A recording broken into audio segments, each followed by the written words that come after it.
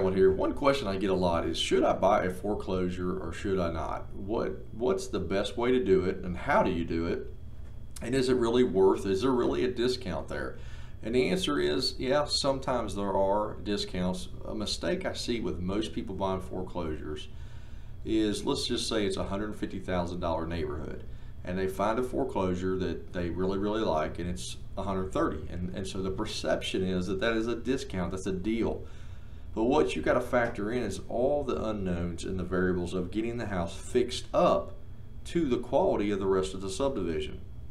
Now, investors are really good at doing this, but I see first-time home buyers making this mistake, or maybe somebody that's trying to buy their second or third house, where they don't factor in and they don't dig deep enough into their due diligence. And what we see sometimes is they pick up a $130,000 foreclosure, they end up putting $15,000 in it, a whole lot of sweat equity, a whole lot of blood, sweat, and tears, and at the end of the day, they really gained about $5,000. And sometimes they didn't even gain that, because the person that had the already fixed up house at $150,000 might have sold it for $145,000.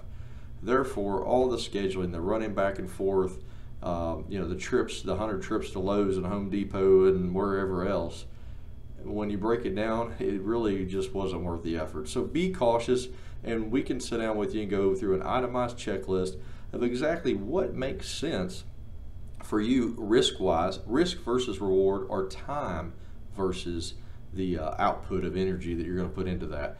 So just be cautious with the foreclosures. Yes, they look great as far as on paper, and that $20,000 savings looks phenomenal, but a lot of times there's not that savings there.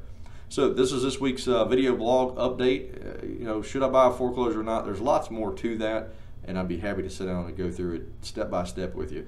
You can always get us at the office at 553-0796, or shoot me an email at blog@jasonbramblett.com. We'll see you next week.